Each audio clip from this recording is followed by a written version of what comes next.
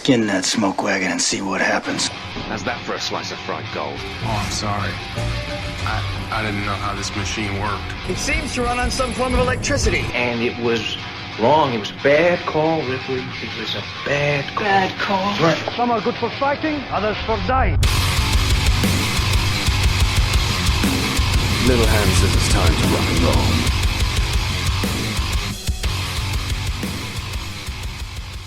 All right, and welcome back to another episode of It's Just Two Movies. My name is Daniel King. With me is not Birdman, but a good friend of mine, Dave. Dave's going to be with us this week. Bird's he's masturbating furiously. So, if you're not familiar with the show, what we're going to do is we're going to take a look at two movies. We're going to take a look at what one of us perceives as a good movie, at least, and another movie that generally is not spoken highly of, and people that just think it's a real shitty movie. All right, so let's talk about the real elephant in the room of why I'm here. Okay. Pretty much because you're banging my sister.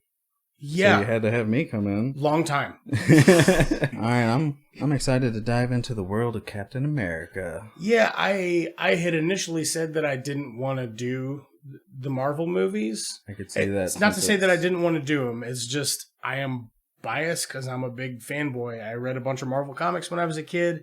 I've always been kind of a fanboy for it. I've seen every single one of the Marvel movies in theatrical release. I've seen them all, and I thought that I had seen them all multiple times, knowing good and well that I had even sat through the original Incredible Hulk twice, and I was positive I'd seen this movie before. We're talking about Captain America, the First Avenger, and I don't think I've actually seen it since it came out in theaters. The vision I had of this movie in my head was compressed into about 3 minutes of memory of the movie, and the first 44 hour of the movie that I actually watched, I was like, I don't remember any of this shit. Yeah, I mean, it came out in 2011, so it's been a while since it came out. Yeah, it's aged pretty well. In case you're curious, this is originally a July 19th of 2011 release, budget of $140 million, box office earnings $370.6 million, directed by Joe Johnston. I thought you were joking. Nope. Yep. When you said Joe Johnston. What's the director's name? Joe Johnston. Yeah. Joe. Okay. Sure it is. Well, it is. This stars Chris Evans, Haley Atwell, Sebastian Stan, Hugo Weaving, Dominic Cooper, Stanley the Tucci, Tommy Lee Jones, and the weird but always somehow pleasant Toby Jones. I like Toby Jones. He's in movies that I'm like, I like that movie, and then I'll watch it again because I like it, and then I'll see this weird little guy and be like, man, he's a little bit of the icing on the cake because he's just a weird little dude. Did you say Neil McNodu or whatever his name is? Neil McNodu. Yeah, Neil Mick. Oh, Neil McDonough? Is it Neil McDonough? Oh, yeah. McDonough maybe? Maybe. I know who you're talking about. He's got the big handlebar mustache in it. Yeah, the beautiful mustache. On first time watching it, I didn't realize it was him. I know him as the bad casino guy in Walking Tall. Oh, yeah. Yeah. When I saw him in there, I was like, he's going to be in a lot of this because I don't remember any of this movie. And he wasn't, which I thought was weird. He's got 4 lines in the whole movie, but he's a good cast for a guy to have 4 lines. And he's rocking that fucking handlebar mustache. Yeah, he does come back in Agent Carter and Agents of S.H.I.E.L.D., but I've never really watched either of those. But rewatching this definitely makes me want to go back and check out those. Yeah, I've watched a lot of Agents of S.H.I.E.L.D. It's a good show. Yeah. Agent Carter, I think Alicia and I watched 3 or 4 episodes, and we were really digging it, and then we got behind, and then we heard it got canceled. So we never went back and finished it. But yeah, anyway, big Marvel nerd, so if you can, let me know what you guys think about this. Do you want to see us talk about more of these? Are you like, fuck this, this is beat to death? Because we can see there's so many movies out there. We could do 1,000 episodes of this and never talk about the Marvel movies. But I do love them. So I'm always happy to talk about them. Conversely, where there's a good thing that I love, there's also going to be another thing that's a real piece of shit. So we're going to watch the OG Captain America film from 1990. I looked up the cast. I knew one person in it. I'll say I don't. Who was the one you knew? You'd ask me that. I'll have that. I'll have that after the break. You know, Catcher in the Rye. The book? Yeah. Yeah. J.D. Salinger as the author. Yeah. His son is the Captain America. Get the fuck out of here. Yeah, I thought that was strange. That is really That was like strange. the only thing I seen about it, and then I watched the trailer, and I'm like, yeah, that definitely looks like up our alley for a bad movie. Okay. It's so weird. I like J.D. Salinger. I like The Catcher in the Rye. You know, when I was an angsty young teen, I've read it 4 or 5 times just because it's a breezy read. Raise High the Roof Beam Carpenters is pretty good. Seymour in Introduction is pretty good. Wait, Seymour might not be Salinger. Yeah, I'm not sure if any. Anyway, we're not here to talk about books. We're here to talk about movies. Who reads, right? Fucking nerds, get out of here. Right out of the gate. What'd you think about this? Like going back and watching it. There was a lot of scenes that were good that I'm surprised that I didn't remember that was in the saga. Yeah. Yeah, that's I mean, overall, I thought it was a great film, and I really liked how they broke up the pacing between the, you know, trying to do his origin story, but then also try to build up his bad guy. Because with every great hero's got to have an even better bad guy. That's right. Yeah, that's why the bad guys are always my favorite, because your hero wouldn't be very heroic without somebody who's a big evil piece of shit. And the more evil and shitty they are, that's awesome. But what makes them great is when you can kind of relate to them, which you don't really get so much out of Hugo Weaving. Yeah, definitely did not in this one. But it was the contrast to Cap that made it so great. Right. Or at least I thought. Well, he has to be contrast to Cap, and he is polar opposite. Right. Instead of having any compassion, he has absolutely zero. But they both have the same amount of ambition. Before we get too much into any spoilers, in case you've not seen Captain America, the First Avenger from 2011, first off, watch it. Second of all, we'll do spoilers after this, but give it a thumbs. Like if you had to give it X amount of thumbs out of 10 thumbs. Out of 10 of them, I'll have to definitely give it a solid 8.5. You know, I was thinking I'm going to go 8.52. I think honestly, there's not much that could make this film, to me, much better without taking away from other aspects. I think I got 3 things in my notes here that I kind of got some bones to pick with it, but they're not story related.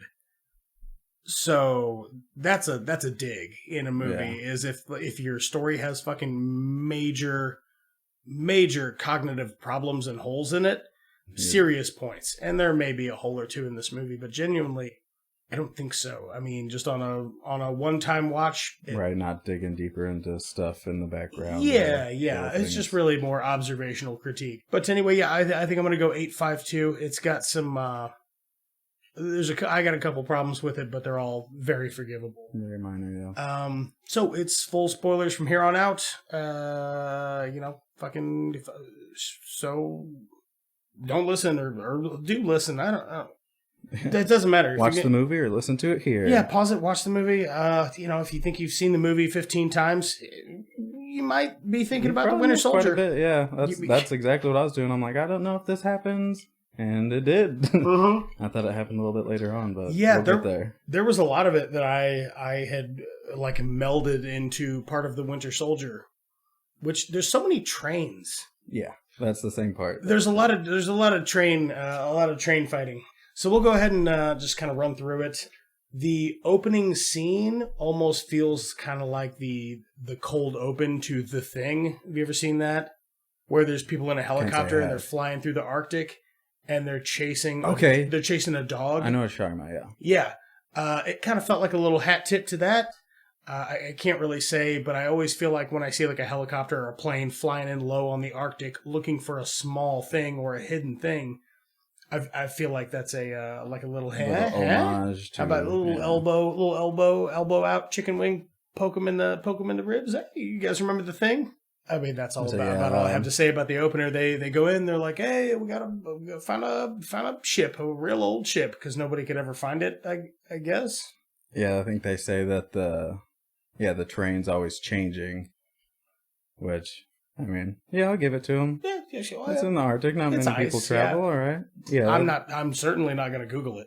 Right. So they got me there. If I don't already know that as an occupational fact, I'm not going to look it up. So they they get in the ship, they dig into it. They actually have a pretty neat tool that they're using to like cut. Oh yeah, that light. Yeah, it was just like a beam of light that cut through the ship and the ice. Whole of it.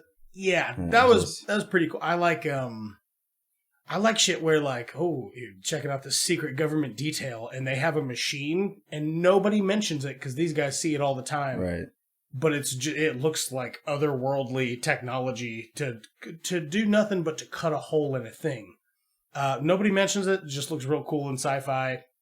Not saying things sometimes is more helpful than right. Actually, to be like, oh, that thing, that's the light cutter 3000, because then you start to poke holes in it.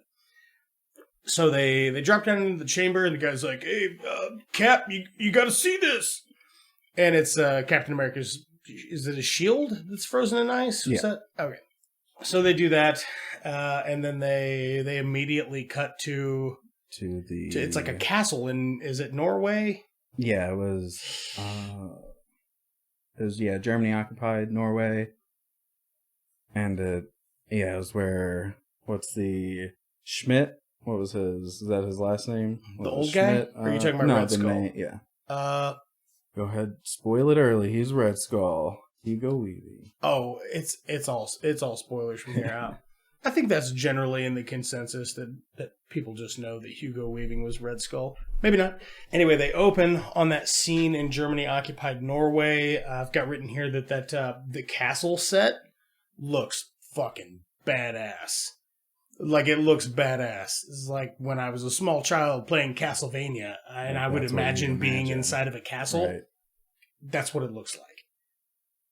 I'll give something a quick Google here. Where he pulls the Tesseract from, like that tree of life. I just thought that was extremely well done. Did you notice that? Yggdrasil? Yeah. That's what it is. Yeah. Yeah. Real cool and good attention from the roots. Yeah, good attention to detail from the whole like the 9 realms and the blah blah blah blah blah.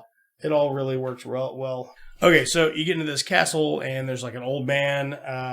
Old man, by the way, played by David Bradley. He's also in The Strain. He plays I don't know, the super old Jewish guy, vampire hunter guy. He's great. He's just a great creepy old man who like has a secret thing. That's what he's got in here. Yeah, he's a lot of fun to see on screen. He's got a lot of personality. I think he's in Hot Fuzz too, or that could be a different guy. They came out with the second one? No, not just kidding. Yeah, so he's fantastic. He's in there with like his steward or whoever it is, some younger guy. And he's like, "Oh, we can't get the thing. Don't let him get the thing." And here comes Hugo Weaving. What'd you say his name was? Johann Schmidt. Johann Schmidt. Schmitty. So Hugo Weaving rolls in, ascertains there's a hidden switch there where he finds the actual Tesseract. As far as the Tesseract itself, as far as they like kind of portray it in this movie, it seems like it is way more dangerous and powerful than it is in the later films. Would you agree with that, or? Yeah, I could see with how it, at the end, what it does. But just in general, with the unlimited amount of energy that they're trying to portray that it has, that is literally world ending. Yeah. Right. Do they ever, and don't spoil it by telling me, but tell me where I can find the information. Do they ever say how the Tesseract came to rest at a castle in Germany occupied Norway? Throughout all the movies? I think they ever do in... I don't remember if it was Dark World. No, it might have been the first Thor. Because doesn't it... Because it gets stolen out of Odin's treasure room. Mm-hmm. But that's... I think they mention it whenever they go back to the treasure room. Well, yeah, but then it's like present day. But this is in Nazi occupied. Right. Yeah. Yeah, not that I can recall. Maybe it does. They've got a very solid timeline. If that's not clear in the films, you know what? If you know exactly what it is and you're like, fucking say it, dumbass, just write me. It's just 2 movies at gmail.com. It's at just 2 movies on Twitter or at just 2 movies on the gram. Number 2? The number 2. Write me if you know. I'd be very curious. I'm not going to watch 1,000 hours of movies to figure it out. I don't know. Rewatching this one kind of made me want to dive back in. Didn't it? It's only, what, 23 movies? Yeah, it's only 23 movies. That's what our next show will be called. It's just 23 movies. So, fast forward, Hugo Weaving's got the Tesseract. He's out. He fucking killed everybody at the castle in Norway.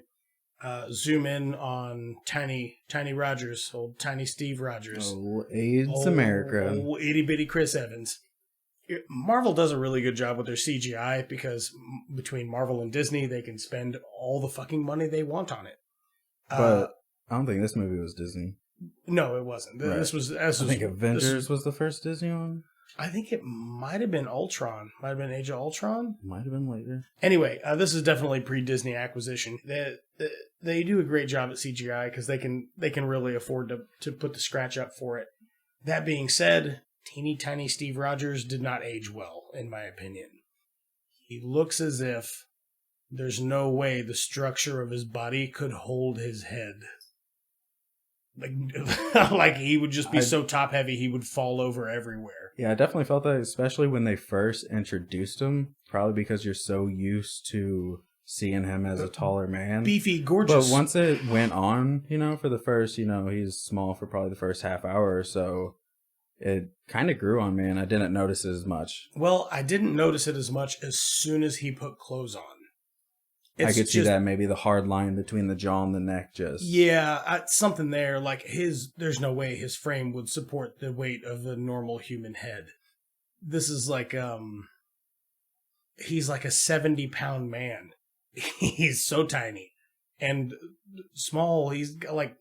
Is he even 5 feet tall? He's like Macaulay Culkin in Home Alone small. Yeah, he like looks a little very, kid. very little, like a tall child.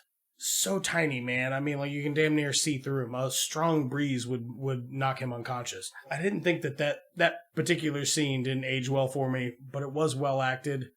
You could tell how disappointed he was. They're like, "Sorry, son, you suck, dicks. So get out of here." Yeah, this is the 5th time he failed, so you're pretty used to it. Yeah, I didn't care for that. He's kind of comically small. Well, since he is super small, and like whenever he goes to the movie theater, and even just that they keep pushing this through line that he hates bullies. That's that through line that he ends up, calling out the wrong person, getting beat up at the movie theater. Yeah. And then they call back to that through line in a little bit. They call back to that through line throughout the 23 movies. I feel like that's... Anytime he's on screen, it's something he's due, or it's like a driving factor for his character development. And it's done really good. I really like it. This is the thing, like when I was a kid, I didn't really care for Captain America. He was probably one of my least favorites. Same. I didn't like him in video games. Yeah, it just was hard to make a connection with him. I didn't like him in comic books. I'm like, who's this fucking white bread ass motherfucking Boy Scout? I don't know. Like, just a little too wholesome to feel real. Right. And I feel like that they did that well in this movie to make you feel that he is better than all of us. That he is the one that is, got that courageous, got that, I don't know, the motivation to go ahead. Yeah. Yeah, and in these movies, this is where they really kind of started to turn it around for me. Like, I was like, maybe I do fucking like Captain America. I'm still Team Iron Man, but I do. Same here. I was going to ask you about that. Yeah, I definitely like Steve Rogers, but I would always put my eggs in the Stark basket. Yeah, I'd always put my eggs in the basket of a genius compared to a guy who really means well. You know what I mean? So they've got he's going on a the movie theater theme. The guy beats the ever living shit out of him. And then that's the first time you see him use a shield. He uses that trash can lid, just normal stainless steel lid. Yeah. So that's a pretty good stuff. And then the dude takes him out and he's beating the shit out of him. Pretty good scene. After that, you see enter Bucky to save him. Yeah, well, Bucky Barnes played by Sebastian Stan. Sebastian Stan, thank you. he comes and saves him, and he's like, "Hey, buddy." They have a lot of like really good jabs at each other the whole time. I thought that was really good setup at the beginning to give you that feel, since Bucky is in the army, so he's going to be gone for a while. That they do give you that that sense that they are where you good going? friends. Don't do anything stupid while I'm gone. How could I? You're taking all the stupid with you. Like they just have some good like friendly jabs at each other. I like that a lot. It makes them feel more genuine. It makes it feel as though you don't have to give me 15, 20 minutes of backstory as to why they're best friends. Okay, they're best friends. I get it. Yeah, because that's what you would do. Like, hey, man, take her easy. Suck my dick. Fuck you. Yeah, I feel like they did that well in the first half of the movie to not make the movie feel like it just dragged on, by giving you those little things to where, you could feel that connection without having to have 10 minutes of dialogue. They just showed you rather than tried to told you. Yeah. And that's why, who are the writers? The Marcus and McFeely? I don't have it in front of me. You got it, Marcus and McFeely? Yeah, they're the ones who wrote all the trilogy for Cap, and then they also went on to write Endgame, and I think Infinity War as well. What a thing to put on your fucking resume. Yeah, the top grossing what have movie you done? of all time. I just, I wrote a little thing. You might have heard of it. It's called Infinity War and Endgame. Yeah, they're a writing duo that I feel like is one of the backbones of why this movie's so great. Yeah, they're probably the franchise in general. If they've worked on that many properties, them and Jon Favreau producing most of all the early stuff, and then having his hands in all the later stuff. I like Jon Favreau's stuff. Just in general, I like a lot of Jon Favreau stuff. Although I'm not really a big fan of Jon Favreau on screen. Like a lot of stuff I've seen him in, like even Swingers. You could have put somebody else in his role, and it probably would have been better. For sure. But he's a good creative type. I'm not crazy about him in the Spider-Man movies or in the MCU as he plays Happy Hogan. He's okay. Yeah, he doesn't. Yeah, he doesn't really take away from anything, but he doesn't add too much to the story. Nah. Yeah, I've never really cared for Happy Hogan. He's got some good lines. It's a Jon Favreau thing for me. I just not crazy about him. He's great at the creative stuff, man. I keep making shit. For sure. I'll watch it. So enter the Tooch, Stanley Tucci, as a like what do they call it when we took all the German scientists from Germany during World War II? There's a phrase. Is that an annex? I don't know. Anyway, he's a well, I mean, he's still German. He's not an ex-German. Yeah, but they refer to that. They refer to that in the movie. They're like, he's like, "Where's he from?" And he's like, "Oh, I'm from Queens, originally from Germany." Does that upset you? No. So Stanley Tucci plays the doctor. I don't remember his name or didn't write it down. Stanley Tucci's always fun in everything I see him in. I like Stanley Tucci. Plays the doctor that's made the super soldier serum. We'll fast forward a little bit. He sees Steve Rogers, thinks he's a good candidate, and gets him enlisted in the army, follows him through the army, and then eventually gives him the serum to make him fucking humongous, gorgeous specimen of a man. In between there, anything you want to add about the kind of army? It's not really a montage.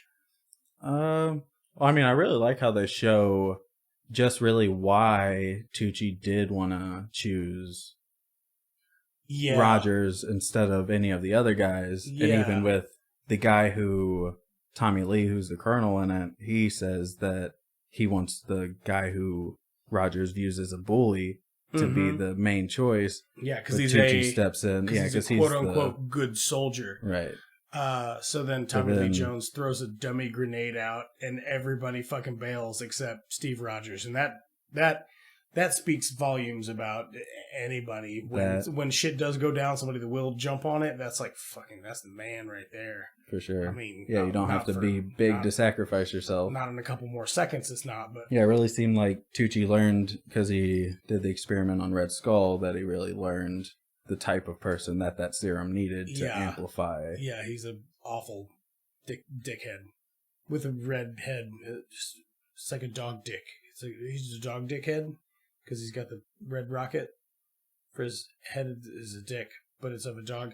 Anyway, I can see it. The casting in this, you couldn't have cast this any better. And this is what I was saying up at the top. You got Toby Jones as Amin Zola. He's the perfect. He's the perfect choice for it. He's perfect. And he just really, really makes it good, and then he pops back up. Yeah, he doesn't really seem to have too much screen time or too many lines, but he really portrays that, scientist that's, wanting to do good, but he's forced to work for evil. And so also, was that a Stark Expo that Howard Stark was introduced at, or was that just I think, I don't know that they said if it was a Stark Expo or not. It looked and had the feel of kind of like a... I was going to say, that's what I really liked about it. Like a World's Fair kind of thing? Because like in the other Iron Mans, they... I think, I don't remember who it was that referred to Tony being a lot like his father. Yeah. But whenever you see his father in the older years, he's nothing really like Tony. This is the first time that you see Howard actually letting loose and being that, wild playboy with all the brilliant ideas. Being the perfect role for somebody like Dominic Cooper. And then you actually see that Tony is like his father, Howard. Yeah. And Dominic Cooper's fantastic, man. I like him in a lot of stuff. What's your favorite Dominic Cooper thing? You got one? No, I would say I haven't seen him in much. He's in Preacher. He's really good in Preacher. Right, so you recommended Preacher, and then the one where he plays the body double? Yeah, the Devil's Double. He plays a... Still have yet to see those. The Devil's Double's good. I've got it here. You can borrow it if you want. The Devil's Double, he plays a guy who is kidnapped and has to do a body double for... Is it Saddam? Uday Hussein. So, Saddam Hussein's son. And this is also all based on a true story, which makes it even better and way more insane. Yeah, and shows you that he's a fucking great actor. He doesn't have to be. He's both of them the whole time. Like, you forget 30 minutes into the movie, you're like, oh, there's Uday, that cocksucker. But it's still him. It's still the same guy. And then he puts on the false teeth or whatever that he's got, and he looks exactly like him. You're like, oh my God. It's good. It's a good movie. We're not here to talk about that, though. I forgot Tommy Lee Jones was in this completely. And I feel like that almost speaks to how good he kind of just set into his role. He just wasn't standing out. It wasn't a breakout performance or by any means, but he did what he needed to do. He's so good. He's got and he's got more of like the comedical relief too. Yeah, he's got like the dry, kind of funny asshole, like grumpy old man thing. But it's down pat. It's perfect. Yeah, but he's a lot of fun to watch in this. There's a nice little scene with the Doctor, played by Stanley Tucci, and Chris Evans as Steve Rogers, where he's already told him that he's going to give him the super soldier serum or whatever, and like the procedure's the next day. So he brings him a bottle of schnapps from Germany and 2 glasses. I definitely noted that, yeah. That whole scene, that's a really good use of like using your vertical lines to capture the attention of an image. And it's just great camera work. Like the whole thing, the palette, the whole 9 yards. It was just a good scene. Yeah, I feel like the whole camera work throughout the whole movie was really good, even with just like...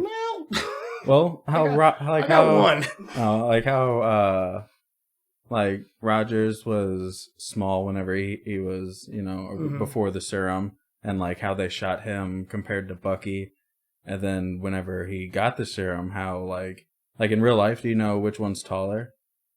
Is it Sebastian Stan? No, they're the same height. Oh, are they? Yeah, okay. But it was 100% camera work that they did too to get that perception and height difference rather than using CGI. Well, there was that really, I think, front and center was like, look what we can do with just camera angles on the Lord of the Rings trilogy. Nothing else, just camera angles. That's it. Just distances. Hey, you walk away towards the corner of the room, and that's it. Just to make them look so much smaller, because they didn't do anything fucking crazy. You know what I mean? Just camera angles mostly. So the whole serum injection scene was great. They got great like panels and switches and knobs and buttons and all that cool like sci-fi 1940s shit. It is just real cool looking. Do they ever explain what they pump them with those rays, the Vita rays? Did they ever explain anything more about that? I don't think so. Because like they like after like Tucci dies at the end of the scene, they're left with like no other way to get this type of super soldier, but the Vita rays was a big influence on it. So I don't know if the Vita rays like amplified the serum or what they were used for, but it seemed like the serum was the magic key, because once the doctor's done, the serum's gone with them. Yeah, that's true. I don't know if they do fucking say that. And there's another episode we talked a little bit at length about this, but when it comes to a sci-fi element, really being vague is a good thing. Like being a little vague. Yeah, you can't be too specific, because then people you find your holes. Birdman and I talked about a movie called Prospect, and it's a sci-fi action drama, I guess. You can stream it on Hulu. It's really, really, really good, and it's the perfect example of, well, Danny, what do you mean that being vague in sci-fi is good? Watch Prospect and you'll know what I'm talking about, because it's fantastic, and they're so vague about all kinds of shit, and it doesn't matter. It makes for a better movie. After all this happens, there's a Hydra guy in there who shoots the doctor, steals the last serum. Steve Rogers takes off after him. I thought that whole scene was great, especially when it showed, Peggy getting some shots off. Dude, Peggy Carter, I have here, Peggy Carter. The marksman of the group. Wow, what a crack shot. And there's a long chase scene with the guy. Long story short, good guy catches bad guy. Serum gets lost or broken or whatever. Bad guy has cyanide tooth tablet. Yeah, he's a Nazi. That was kind of the... I was say, one part I didn't really like in that whole chase scene is whenever Steve jumps in the water, is because I felt like they did pretty well with making him actually looking like he's running faster, make it look like he's kind of getting a hold of his new strength, but then when he jumps in the water, he's just moving just like a normal person, he's just swimming. But he still catches up with that submarine and gets in there. Mm-hmm. But just a little fun fact about that scene, they actually couldn't do that scene too many times because the agent actor who bit the cyanide pill, he actually had aquaphobia. Yeah, and he took that. Even though he had to get in a submarine and get broken out. Man, they did that shot 3 times. I bet he was freaking the fuck out. Over that paycheck. Mm-hmm. Yeah, well, for a budget of $140 million, I bet they could afford to pay the guy a decent salary. Yeah, to get over his phobia. Right. I like the fluff about, they put this little fluff on the film about him like being in showbiz first. I don't know if that's comic accurate or not, but I liked it a lot. Like when he was the propaganda piece? Yeah. That part, I really like that. Is that canon? I'm not sure. I haven't ever read Captain America's comics. That's all I know about it. So there's a bit of a montage about him being just a propaganda piece, doing shows, selling, what is it, bonds?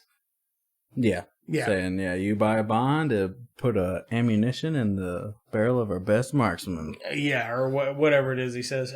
He finally goes abroad, somewhere overseas, to do the show for the troops. And they fucking hate him. Yeah, I really liked how they cut to that scene, but then also made it, like, I feel like that one scene is what put it into the war movie. Because initially, he was...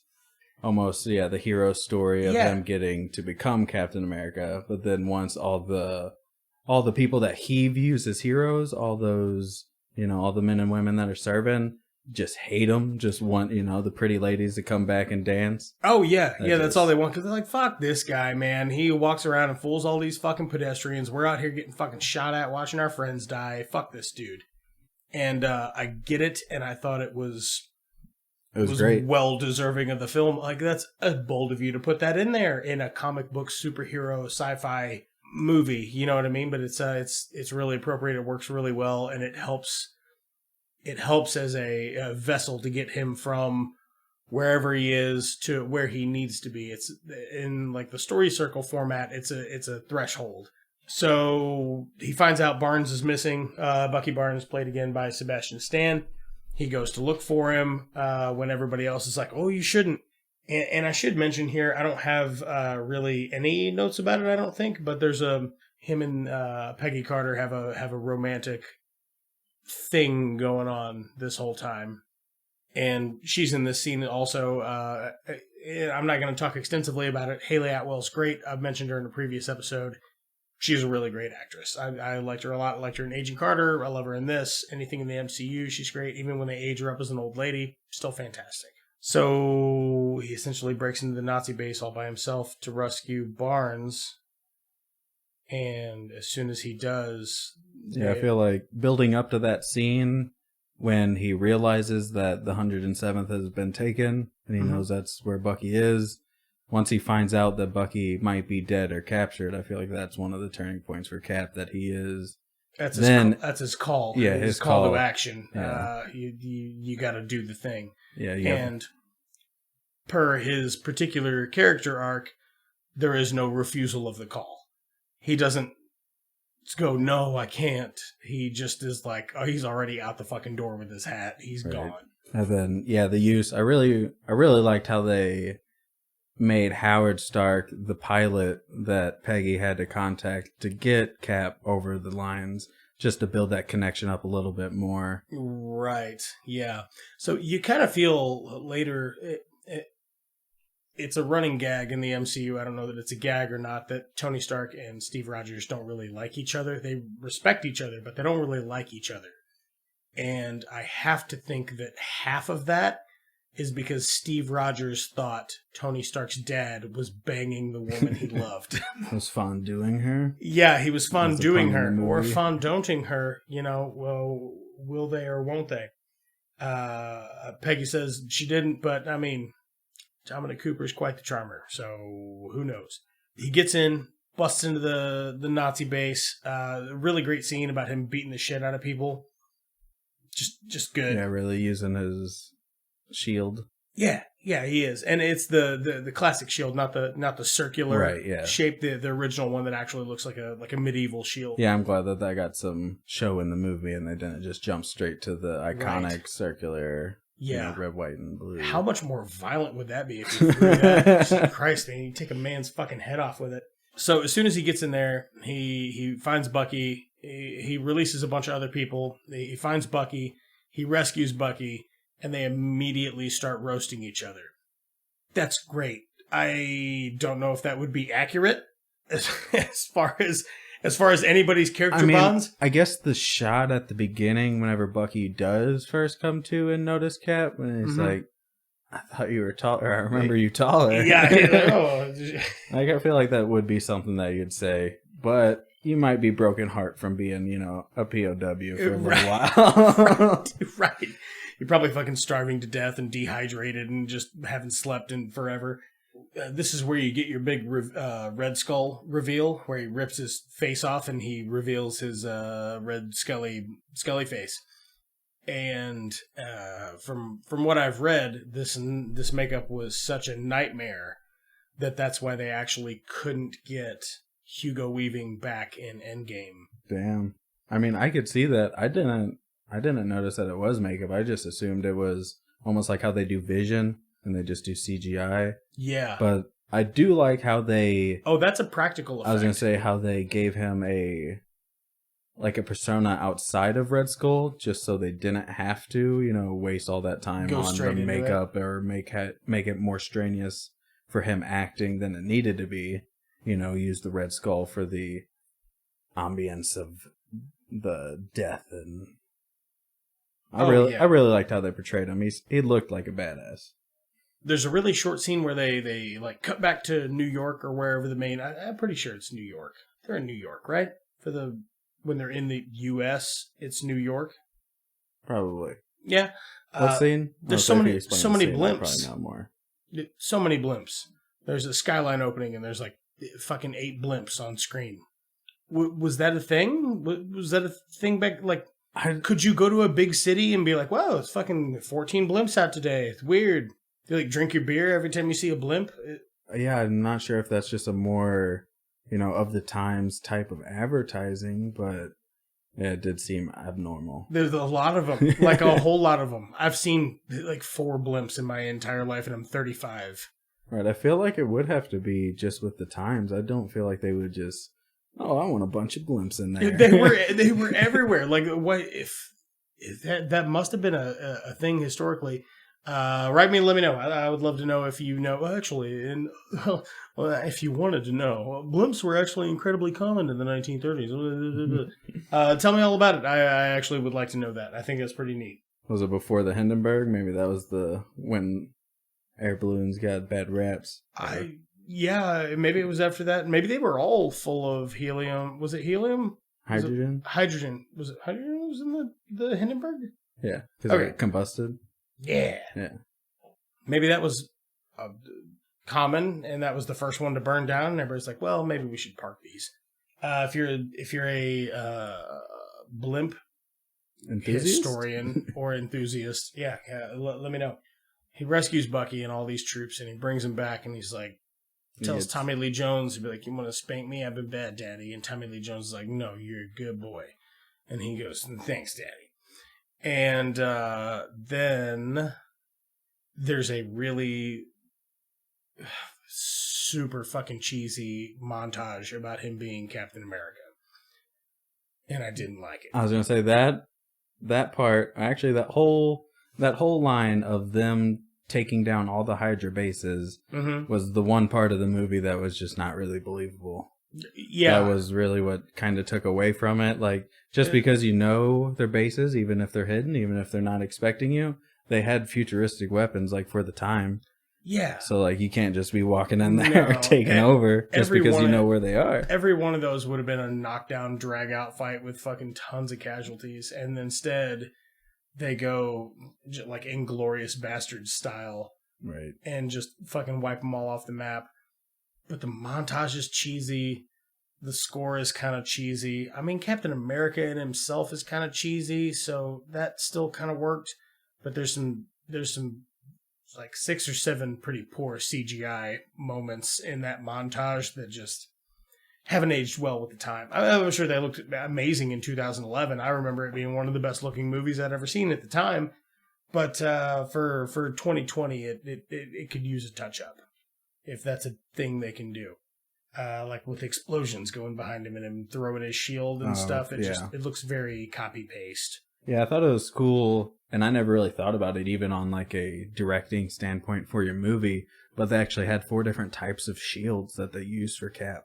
So like, really? Yep, they had like different ones with fiberglass and carbon fiber and metal, and they would use one like the fiberglass one they'd put on his back when he was running, so just in case he fell, wouldn't injure him. Or pretty sure the carbon fiber one was the lighter weight metal one, so he could actually throw it. And they had prop ones, but yeah, I thought it was neat that they had the metal one to for the glamour shots. It was aluminum, just to make it super smooth. That is pretty cool. I did not fucking know that. That's neat. That's a neat fun fact. Okay, so the montage kind of wraps up with them getting ready to zip line onto the top of a train. This whole train scene is unnecessary. They're on top of the ledge. This is one of my main beefs with the movie. People love fucking making movies on trains, and I don't understand why. I don't understand why. You know how many times I have seen a thing happen on a train in the movies? More than I care to, because it's all the time. Like, when there's a train scene, if I watch 10 movies and there's a train scene in 8 of them, there's a problem. This is not practical. And I feel like train scenes are unbelievable. Just like even landing on top, being able to stand straight up whenever they said they're punching it to the max. Yeah, I know we're talking about the 1930s or 40s or whatever year this is set in. How much time have 40s? You ever spent on a train? I'm not just talking about this movie. I'm talking about movies in general. You spend a lot of time on a train, Dave? Not at all. No. I've been on a train, but it's a very small fraction of my entire life for so many movies having scenes on trains. It is completely unnecessary, and it is 110% unnecessary in this movie because they're getting on there just to kill a man. That's what they're getting on there for, to murder a dude. Why don't you just blow the train tracks? Blow the train or just blow the train tracks. They're on top of this ledge with the zip line all set up. Also, they're all set too with the zip line and everything. And then in that same scene, they're listening to the call to make sure that he's on So they didn't even get the guarantee beforehand. Yeah. They had to do it, within fucking 1 minute of knowing, all right, it's go time. Just blow the tracks, man. Blow the tracks, blow the train, blow the tunnel, blow the fucking... Blow the mountain, you get an avalanche and stop blow it. the mountain, whatever, it'll knock it down that fucking giant tube and nobody's going to get those weapons of German destruction. I don't like the train scene. Yeah, it definitely seems they could have changed changed that into a different aspect to get the same point across. I didn't like the whole train scene because when they were doing it, I was saying out loud to myself, "You don't have to do that. Why are you guys doing this? Seems like a lot of extra steps for no reason. Like it's a bad train full of bad things and bad people. What? Like, why would you... Yeah, why is the reward so great for this man's life where the risk is so high? That you have to board the train via zip line. They did it so you could board a train via zip line. For some reason, the train is the cool part of this. I like it. That being said, the action sequence that happens in it, still pretty good. Yeah, this is the scene where we lose Bucky. Yeah. It is the scene where we lose Bucky. It falls off the train and... Cap can't quite save him. Yeah, I have written here that I hate, just in movies and in general, apart from trains, I hate a slow motion fall. Oh, I kind of love it. Yeah. Yeah, just where they're on their back doing, just scrambling for the a green mat, just wiggling their arms and legs. No! It always looks bad. This one's no exception. Yeah, no. You can tell what they're doing. Yeah, it sure is not. It's not great. Whatever happens there, honestly don't recall. I didn't take any notes. I've got written here weird Hydra motorcycles. Oh, the ones that are like armored out, but yeah, they just got those weird armor over it. Are those one you're talking about? They have like the weird guns mounted on the front, but they have laser cannons. Right, yeah. Well, with those laser cannons they have, that getting vaporized like that probably is not a bad way to go. But that also ties into why it's so unbelievable that they took over all those Hydra bases, because literally every one of those soldiers had a vaporizer cannon. With no casualties. Yeah. No casualties. Even Mustache Guy. He made it. He was crazy. Yeah, he made it. He makes it the whole time. I'm just going to kind of fast forward through some stuff. This movie's, I liked it a lot. I'm going to go 8.5 firm on it. So we're going to kind of fast forward through the ass end of the movie. Because we do have another movie to watch still. I have weird Hydra motorcycles. Vaporizers are cool. There's a bit where Chris Evans is chasing after Red Skull. And Tommy Lee Jones and Haley Atwell have like a long Nazi car. Yeah. And they pick him up and help him board the plane or whatever. This Nazi car is wicked fast. How long do you think that car is? That is the longest fucking car that I've ever seen. That's not a limousine. Yeah, and it's a 1940s car that sounds like a modern sports car. You know, it really does. It's gotta be 30 yards long. I mean, it's humongous. It's like as long as a tour bus, but it's a car. Yeah, but I think like wasn't it only 2 seats, or was it a 4-seater? If you were wasn't it the same car that the Dr. Zola? Yeah, Zola was driving earlier or riding around. I don't know if he was driving it or getting chauffeured around. He's such a tiny man. He escaped in whenever Red Skull took that weird helicopter plane thing. Yeah, it's the same one. So fast though, keep up with the jet. Super fast, right. Well, you would need a tremendous amount of thrust to put that thing in the air to begin with. Because it is... Yeah, it was holding like 4 huge. or 5 other little planes. Right, yeah, and nukes. I love a fictitious airship, though. I do. I'm 100% on board with that. Give me a cool fucking practical airship that would never actually work. I'm all in. I love it. But I hate a train. That's a real practical thing that exists. I don't like it. And also I hear that it's really weird that Steve Rogers just casually murders like 3 or 4 guys in this next bit. After he boards the plane. Like, he's just taking guys that don't have parachutes and just fucking throwing them out of this thing and murdering them. You say you have a problem with that part? Well, it's not very Captain America. Yeah, but...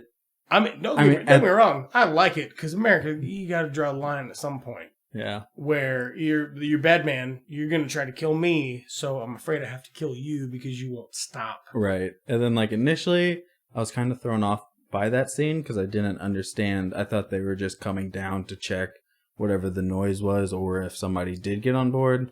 But no, I didn't realize that they were the pilots getting into those plane bombs. Right, which Right. were cool. Right. The plane bomb things were super cool. I like those a lot too. There's a bit where he's got a guy like pinned down, and he swings his shield such that he is making an attempt to completely remove this man's head from his body and just like chop it off with the shield. And the guy moves, and I thought that was also like, that's very clearly not a very Captain America thing to do, to try to cut a man's head off, but he certainly could. I'm glad they didn't do it. I kind of would have liked to seen it in a story, but not with Captain America, with a different guy. The following scene in the movie is actually what I initially remembered from it.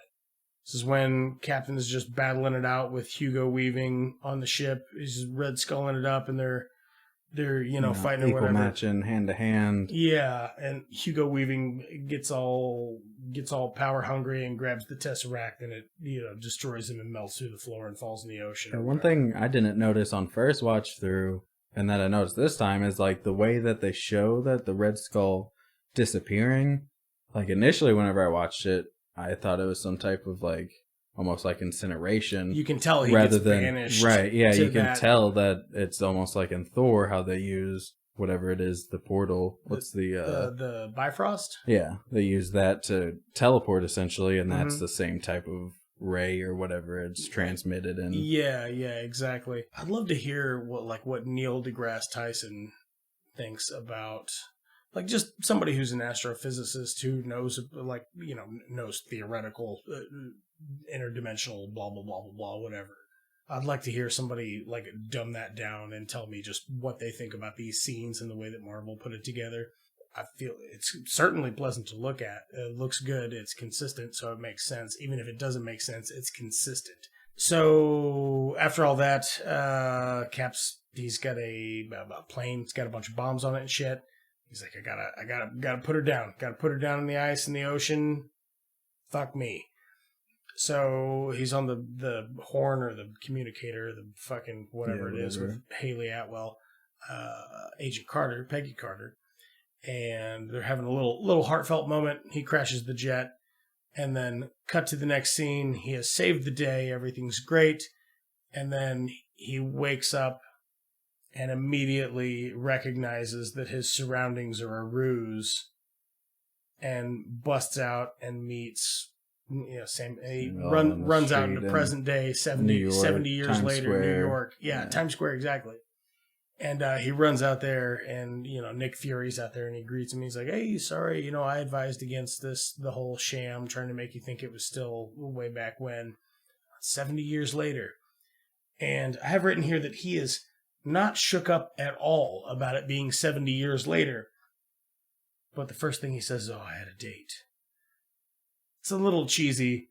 You would really be like, where the fuck am I? Right. What the fuck is going on? Like, I know he's a superhero, but let's get real. He's still a human being, like, between the ears. Yeah. You know what I mean? Yeah, it's one of those steps where Marvel kind of went a little bit too far and they almost took you out of the moment. Try to make him a little more badass than like, I had a date. You would be freaking the fuck out seeing all those TVs and screens all over the place.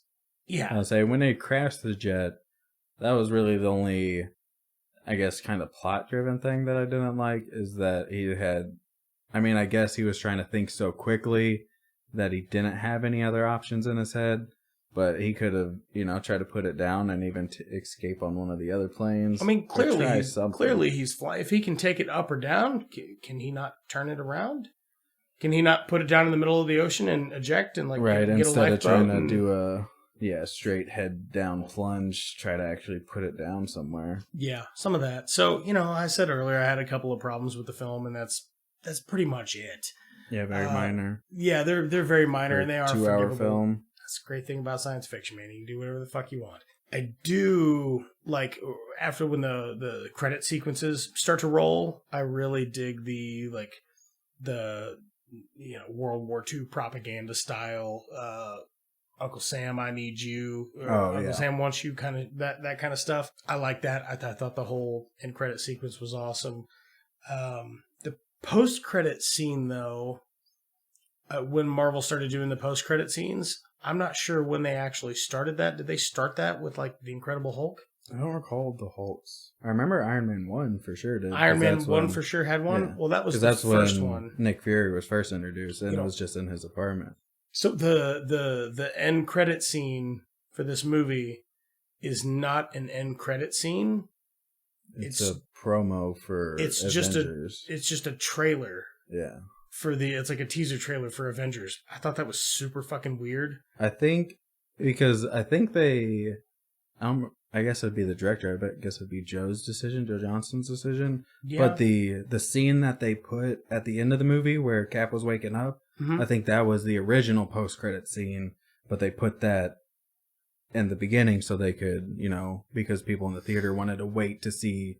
It was pretty much the first premiere of the Avengers trailer. Right. Well, yeah, I suppose if your main goal of putting Captain America, the first Avenger out there is to get asses in seats for the Avengers, it worked. Right. Because I remember seeing the end of that and be like, oh, shit! I was very, very, very excited. So all in all, yeah, I think we're gonna do 8.5 thumbs out of the 10 thumbs for both of us for this one. It's a good fun flick. If for some reason you haven't seen it or you missed it and you still listen to all this, it's still worth a watch. It's fun. Good. Kind of just a fun little adventure. Kind 2 hours. Mild, yeah, right around 2 hours. A little bit mild in all the categories. It's a mild war, comedy, action, adventure, really story of hero's journey. Yeah. And, I think one of my favorite parts of the whole movie, honest to God, is probably seeing Tommy Lee Jones in it. Because I don't know what I ever saw him in after that. I feel like that might have been one of the dead last things that I saw him in. I mean, I know he's been in stuff between then and now, but I can't think of any off the top of my head. Yeah, offhand. Can't think of anything. Yeah, but it's good. It's good to see Tommy Lee Jones have fun in a role. I like that. It was good. It was good all around. I suppose, unfortunately, that's the end of that. Now we're gonna have a real slog, and we're gonna watch Captain America from 1990. So it's probably not gonna be great. Doesn't look great. Doesn't look promising. I'll say, yeah, I watched the trailer just to, kind of get a feel for it. And the first thing I noticed, did you watch the trailer? No. I was saying the trailer, like, it shows Cap and everything, but it shows him with, like, a helmet that's almost like an old school, like, almost like Captain America's helmet in the first Avenger, but in Captain America, the first Avenger, it covered his ears. Yeah. And this one, it's got his ears exposed, but they use prosthetic ears. Oh no. Okay, so this is going to be awful. I'll be back with some details about this shortly, and we'll talk it out. Speed. Power. Luxury. Sacrifices you're willing to make. Rated 14th in its class. Revolutionary one-wheel drive technology. 6 consecutive years of J.D. Power and Associates awards denied. 100-mile powertrain warranty. The all-new 2021 Fartnuggle GT. Experience the thrill of unexpected drifting like never before. Old-world craftsmanship for the adventurer in all of us. Limited options, like very limited. Visit your local Fartnuggle dealer now for details on the new GT, PX9, and POS full-size sedan. Safety waiver must be signed to test drive. 2.9% APR financing available.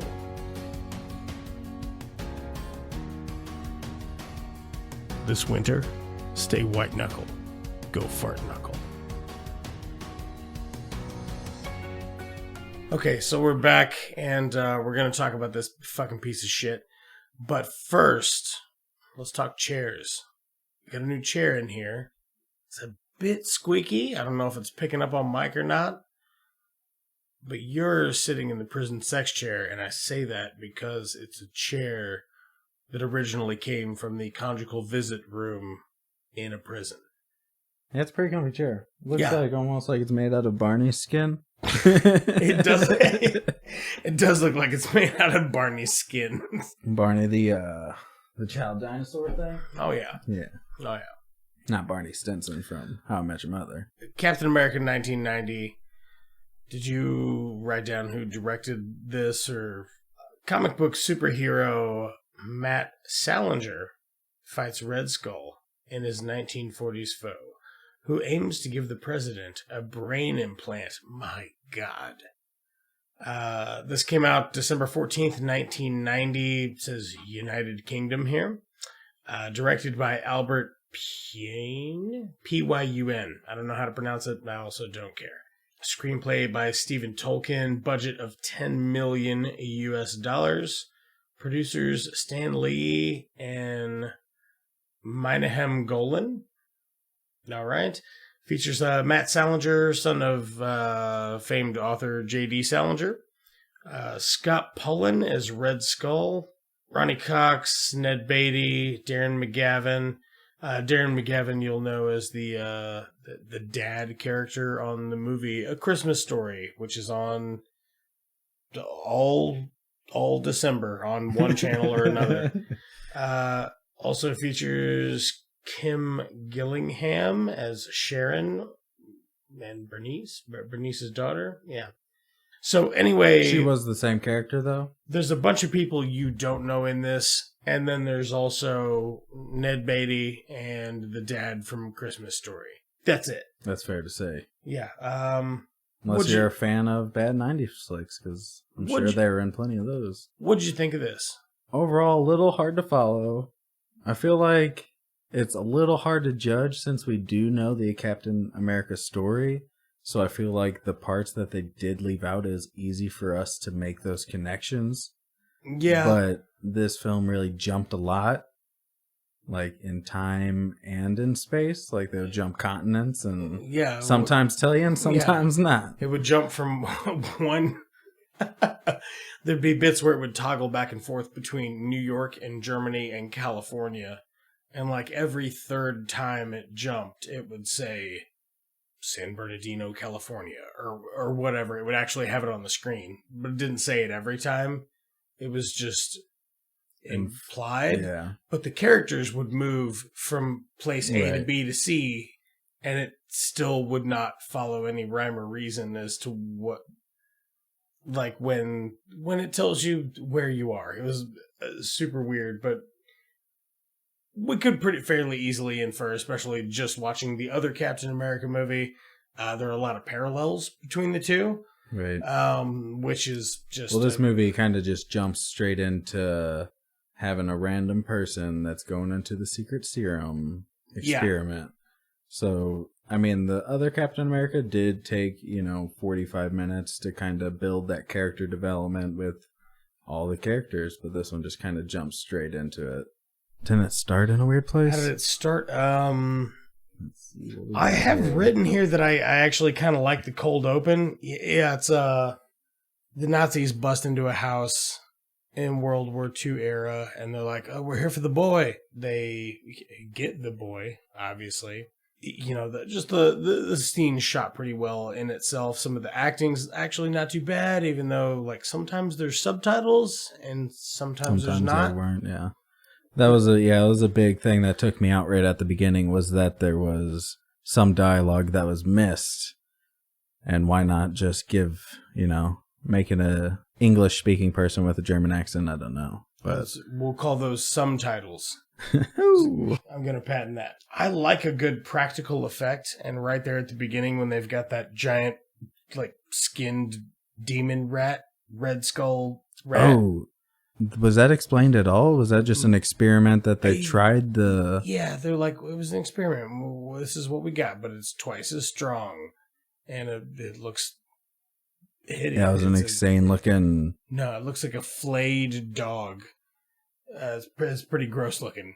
I love a good practical effect. I like puppets and like silicone monsters and shit like that. I think it's neat. That was okay for me. It was dated because it's from 1990. Wasn't shot real well. You could have touched it up a bit and then probably got a better angle.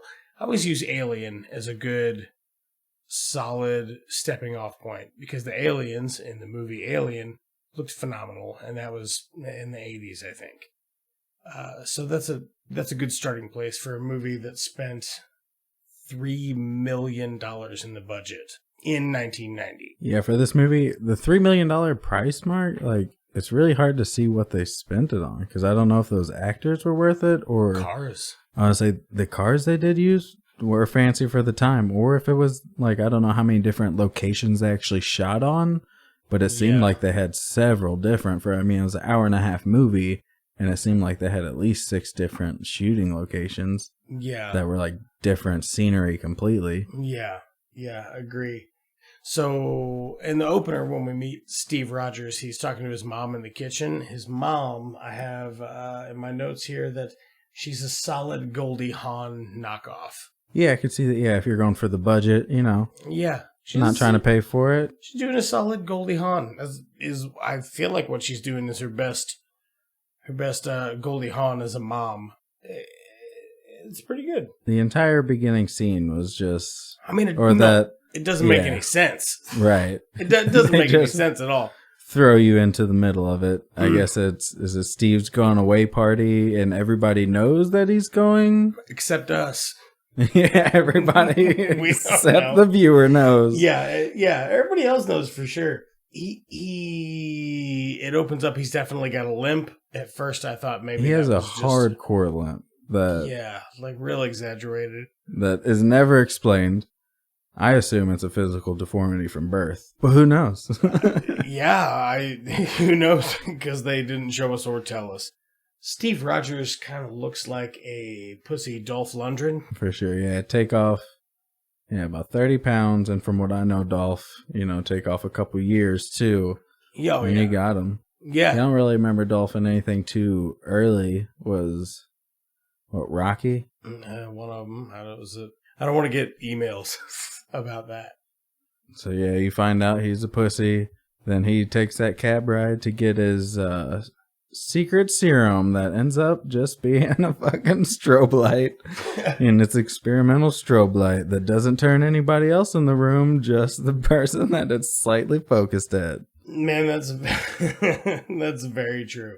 I have here the scene where they're like giving him the injection to make him Captain America, the super soldier serum. That's what I'm looking for. It's a little long, but it was okay. I mean, because we just watched the other one. I think that the people that worked on Captain America, the First Avenger, probably watched this movie and took a couple of notes and went, oh, you could make that a thing. I mean, that's canon, that the look and the feel of the place where it happens, you can make that happen relatively easily. And I feel like maybe that's a commonality or another common thread between the two that I didn't hate that bit. There's so many fake mustaches. You just couldn't handle them? Too many fake stashes. Too many obvious fake stashes. They're very obviously fake. You could just, like, for people just standing in the room that don't have speaking parts, you could just get a guy with a mustache. with a real mustache. Yeah, because a lot of them just have slicked back hair, Yeah, the janitor might, But there's a lot of obviously fake, like, really exaggerated mustaches. It's a little heavy-handed in the beginning there. Style of the times. I fucking guess. The Selleck stash coming back. There's they make him Captain America, and there's a weird cutscene. He's in a helicopter, and he's talking to another guy. Or maybe they're in an airplane. I think they're in an airplane. And Captain America's, he's got his uniform. Steve Rogers, Salinger. He's got his Captain America uniform on under a coat, and he's like, so, about this uniform, He's talking to a superior military officer, and the guy's talking about who made the costume, and Captain America makes a joke. Haha, she doesn't know much about camouflage. I don't think it's a joke. I think he just says, she doesn't know much about camouflage. And the military, the commanding officers, no, she does not. No.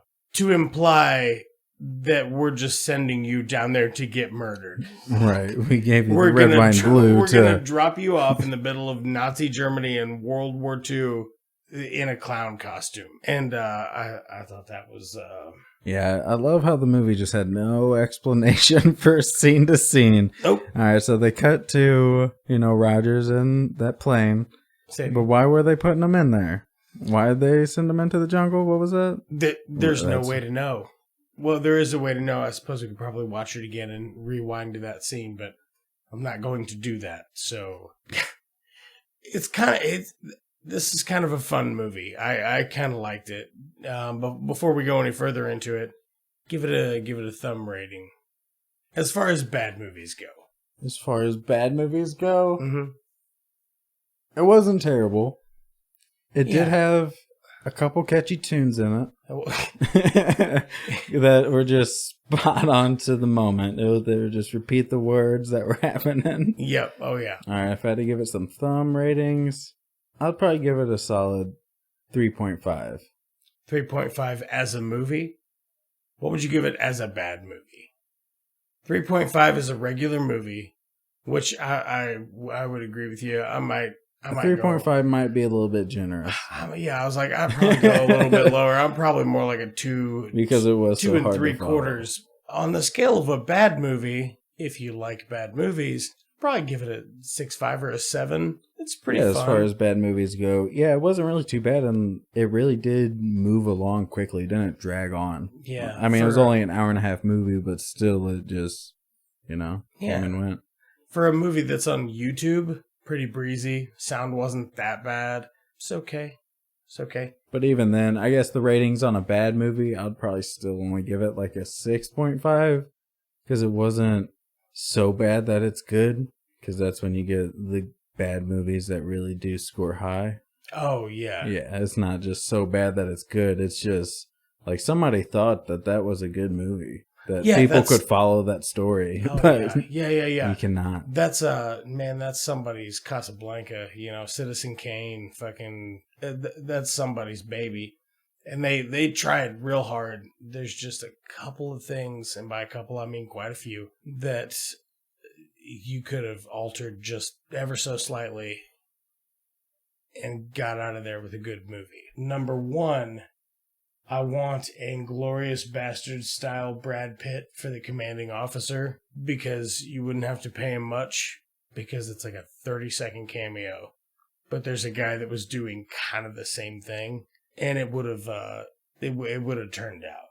Yeah, I feel like even just for some of the main like side actors, like the president and the backstabbing colonel guy who joined the Red Skull. Oh yeah, I feel like those could have even been just better actors in general. I don't know. Yeah, I feel like maybe put some of the budget towards some better. It's too much money on cars. It's all expensive cars. It's gotta be. What else did they do with the money? Was it cocaine for craft services? Yeah, I feel like it might just been a tax write-off to have a party, Yeah. Just get 50 people to come work, $3 million, let's have a party. Finally, we get a glimpse of Captain America in his suit.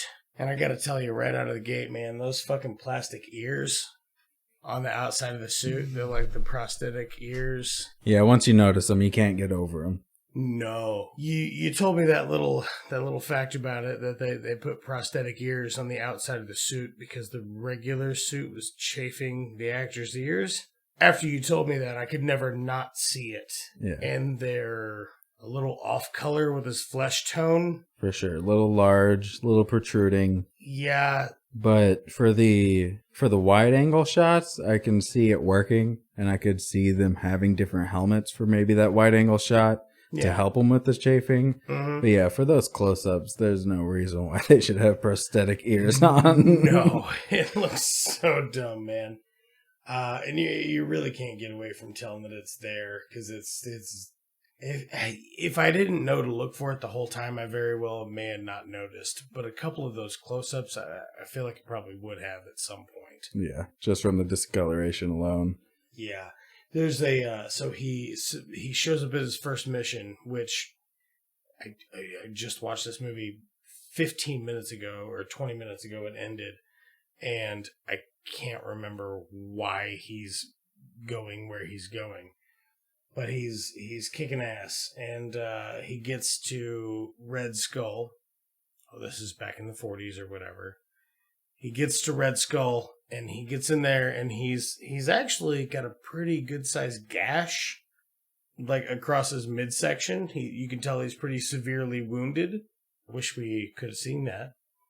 Right, see what happened to lead up to that. Yeah, just any of it. He just like, yeah. Looks like he gets in there, no problem. And then he shows up and he's got like a huge gash on his midsection. It'd be cool if I could see what that was. Yeah, how the hero got injured. Yeah, what happened? So then this is where, he fights the most strange fight. You know, it's not, they're supposed to be superhumans, but this is just the normalest of fight. Couple throwdowns, but then Cap gets tied to a rocket. So this is like introduction Red Skull. Tell me, first glance at him, how you feel about Red Skull. Red Skull almost looks like, if you remember the turd from Joe Dirt, the meteor turd. He's got those crevices, those but fissures. It's a sentient red fucking man. I'll be honest with you. For 1990, I didn't hate what it was, but it could have easily been better. You know, I feel like whoever made up the concept, I feel like the costume design pulled off that concept, but I didn't like how they were going with the, I guess, like the creepiness or disgustingness of it, rather than just like the evil bad guyness of it, like the coolness. It just had all these weird like crags and fissures in his skull, and then he also had like cataracts in both eyes, so where it looks like he couldn't even see. Did you notice that? Yeah, you could also kind of tell where the dome cap met the face. I guess maybe the actor was upset with it, so they didn't do it the rest of the movie. Like, I thought the Red Skull thing looked okay in comparison to what was his name? The character's name? In this one, no. I don't think he had the same name. No dice? Well, anyway, I'm just going to refer to him as Italian Dracula. Say he was Schmidt in the last one. Yeah. Old Schmitty. Yeah. He's Super Mario Brothers, but also Dracula. His voice, like, I don't know if he just had no direction on accent, like if they just were very vague and told him to do an Italian, German, American accent. I don't know, man. It's very strange. Like, is it Italian or is it German or is it? I feel Dracula? Like it's Italian. It's a weird, but it's a weird nowhere accent. It's just I don't know. Sometimes it's heavy on each one, and then sometimes it's just straight, deep voice talking. And sometimes he's like, did you catch the episode of Seinfeld last night? I can't understand what he's saying, like, but just sometimes. Like when he's monologuing with Captain America, and he's got him down, and he's just saying his bad guy shit. I feel like that's almost just the sound editing of the movie, because a lot of it is just the volume is down on it. Yeah, and some of it sounds dubbed. Yeah, then he grabs the Red Skull by the hands, gonna take him with him, and what's he do? Pulls out his trusty dagger to sever his hand. Oh, of course, yeah, because Captain America always carries his trusty dagger, but he doesn't sever his hand; he just cuts it, because the rest of the movie he has two hands. You know? No, what I mean? For the Red Skull. Oh, yeah, but he still has he still has two hands. There's a bit where the president comes out and does a speech about something being bad medicine. All right, so the 1940s wraps up with Red Skull sending Captain America off on the ship, and then the ship flies past Washington, D.C., where Cap flies by this little kid. And then he also ends up flying from Washington, D.C. to Alaska. Right. Right into a little snowbank that he stays for 50 years. Right. But that little boy turns out to be the future president. He's the president of the fucking United States of America. And then, I wasn't quite sure when, they switched to, it was almost like a news, like, demonstration of the president where he was mentioning the medicine and, did you catch what that was? I didn't understand what he was talking about in reference to, but the general like monologue and speech format of it, I thought was written really well. And I actually like that. So a little bit later in the movie, they show there's like a board meeting and there's all these fancy folks in there. And among them is one guy that is definitely not Red Skull. If that's what you're thinking, the reveal with that fucking guy. If you looked like that guy, people would go, hey, what the fuck happened to your face? Right, or ask what you went through to... But what would be a reasonable response to that with that type of, like, no eyebrows, no facial hair. You still have all your regular hair and massive scars all over your face? Like, if you're getting a fake face put on, wouldn't you get one that wasn't all fucked up? Yeah, I think for sure. But, I don't know. I mean, you've seen him beforehand. That was definitely better. But if you can give him fake hair on the head, why not give him the rest? It's an improvement. It's for sure an improvement. I wish they would... They take all the... He feels less like a comic book villain when he doesn't look like a comic book villain when he already sounds like a cartoon. Yeah, I feel like they wasted a lot of money with a bunch of different, like, just tertiary characters that didn't need to be in there. Like, why did the Red Skull have a daughter that was the main henchman? Like, that didn't really need to be in there to make the story flow. Yeah. He's, the guy that plays Red Skull, his Nazi car, though, is for sure not long enough and not fast enough. So that is definitely one thing that has improved in the newer version of the Captain America. Yep, longer and faster. Saga. Captain America is in Canada for no reason. We find out like 10 minutes later that he's been in Canada this whole time. It just shows him in the woods, like bumbling through the woods. There's a helicopter flying above, and they see him, and he stops and catches his breath by a tree. And I wrote here that he's exactly like Bigfoot, but dumb looking. And yeah, what's crazy is like, he ended up in Canada from, them finding him wrecked in Alaska. Mm-hmm. And then his first thing when he wakes up is just, I gotta walk home. So he starts walking from Alaska to California. You just naturally can feel which way America is. Okay, so there's actually 2 helicopters, and I gotta say, man, there is some really impressive and totally unwarranted helicopter action. It almost looked like they're gonna mate like dragonflies do. Like one of them's trying to land on the other one's tail. Man, they had pretty cool helicopter moves. And Ned Beatty comes out with the save and just rescue. He like rolls up on Captain America, running through the forest in the middle of Canada. And Ned Beatty is there, who is the current president's childhood best friend. President was that little boy who saw Captain America strapped to that missile that one fateful night. That's the whole thing is a narrative fucking train wreck. Yeah, the president sent fucking Beatty out as the one and only man to go find Cap. Yeah, he told him a town that he was sighted in. Here's a newspaper that says he was seen probably at this place, maybe. Yeah, it's just right place, right time, got him. He just jumps in the pickup truck.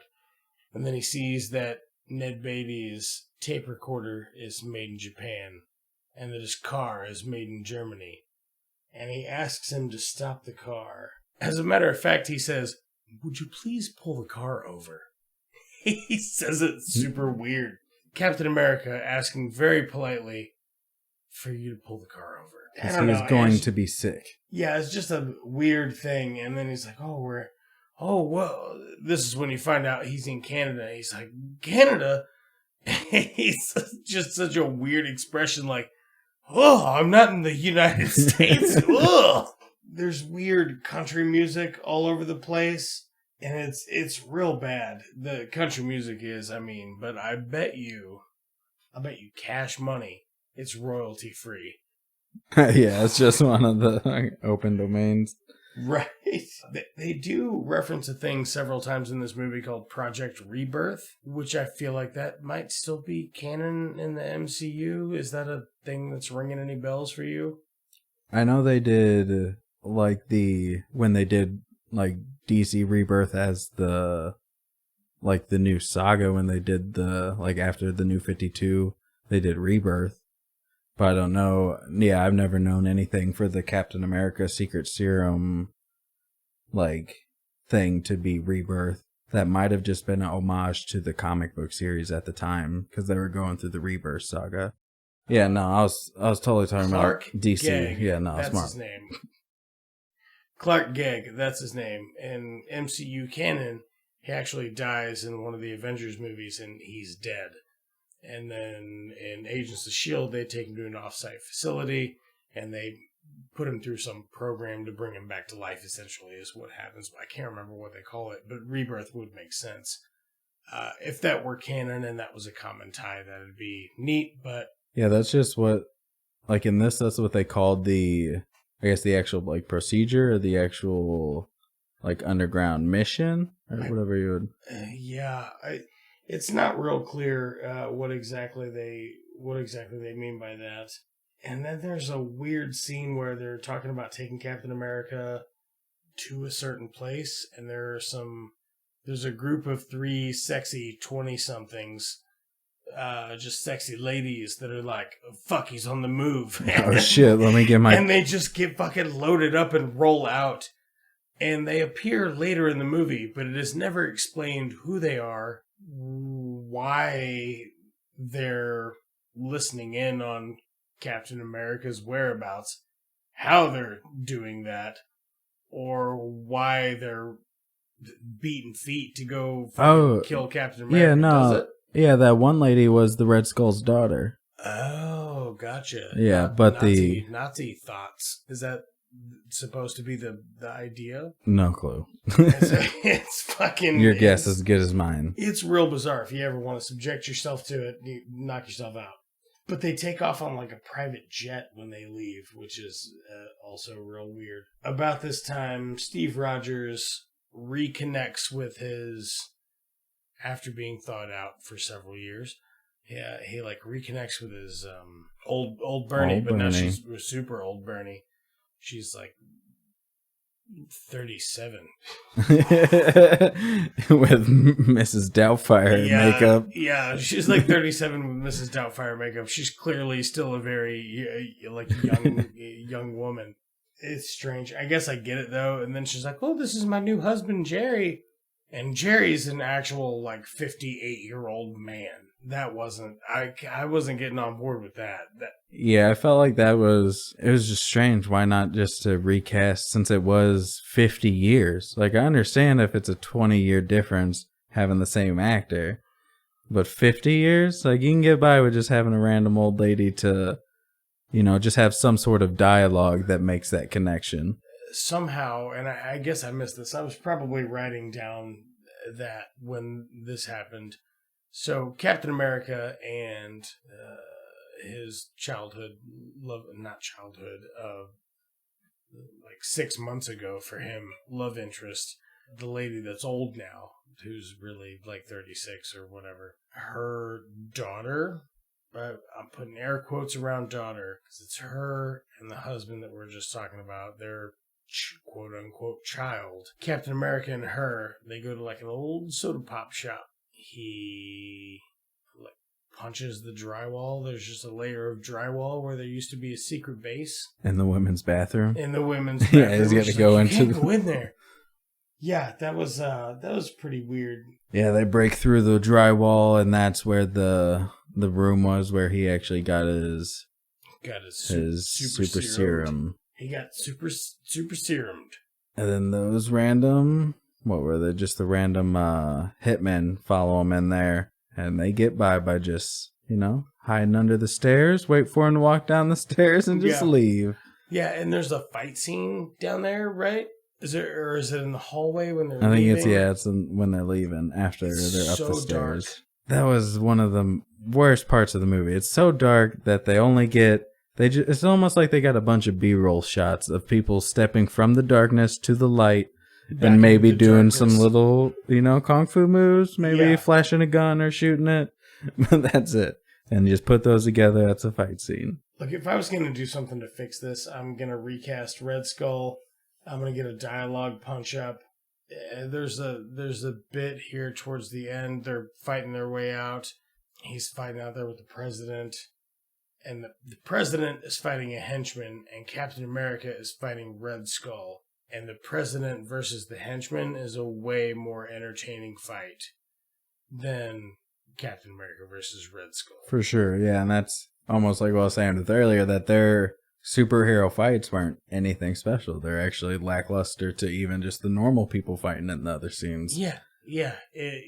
That's a really good way to put it. While they're fighting outside, though, they have a grand piano. I don't know, weird stone balcony stairway. Yeah, just overlooking. Where else would you put your piano? They just they paid for a piano, and son of a bitch, I'll be damned if they weren't going to use it.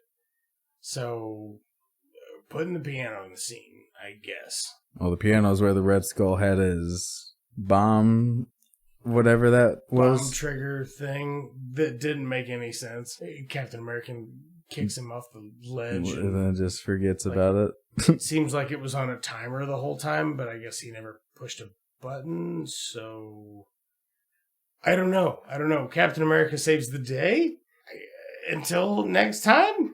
Probably. Yeah, I don't know what else to say about it. I'd make a couple of recasts.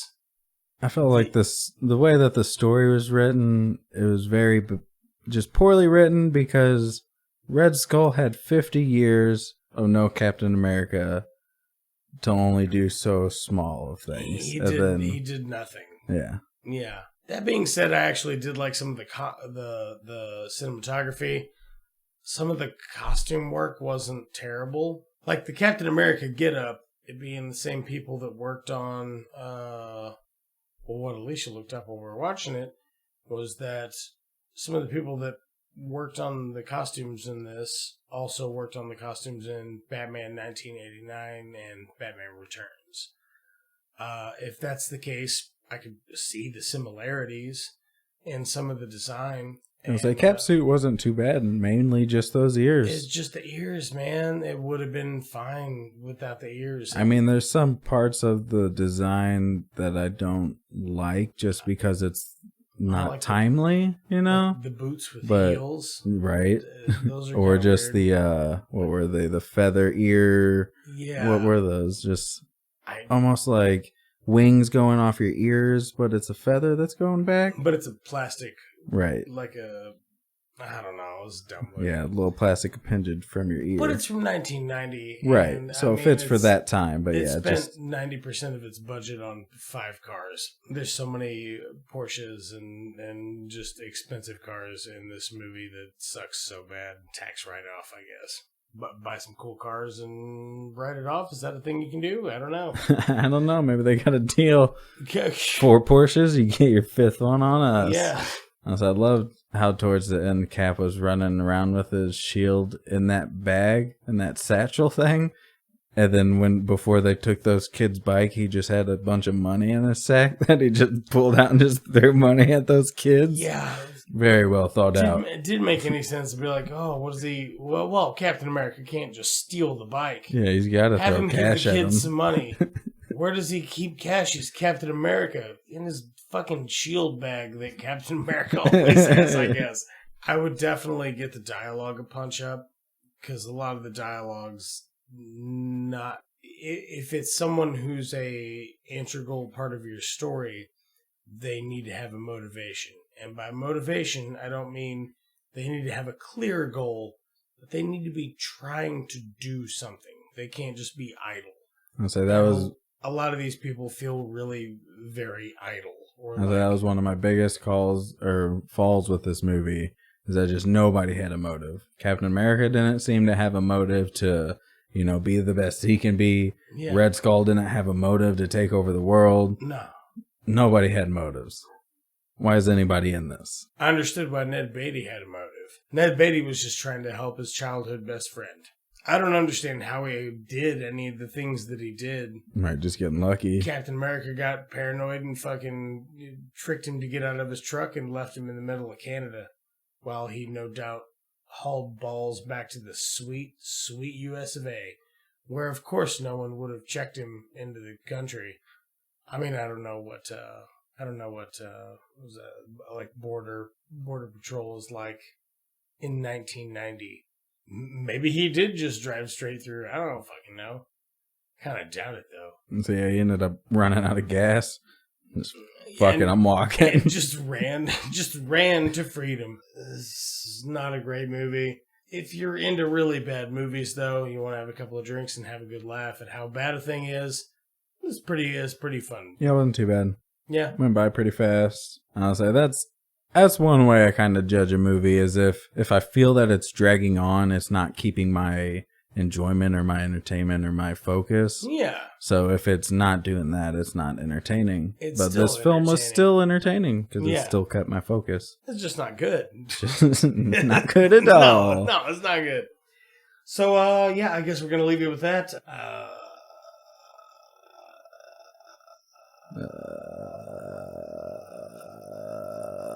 You guys aren't gonna start sucking each other's dicks, are you?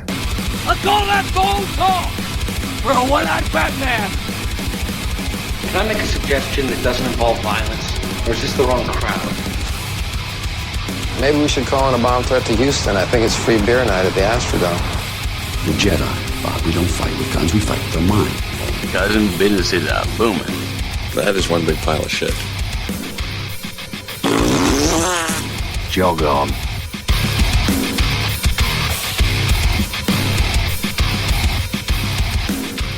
It's Just Two Movies is a production of Blue Cheese and Bacon Studios and can be found wherever you get your podcasts. Special thanks to Brad Sexton for our jams. Please check out his music at suns.bandcamp.com. That's sunds.bandcamp.com. And another special thanks to Lamplighter Productions for our amazing artwork. Be sure to check them out on Instagram at lamplighter_productions_IL.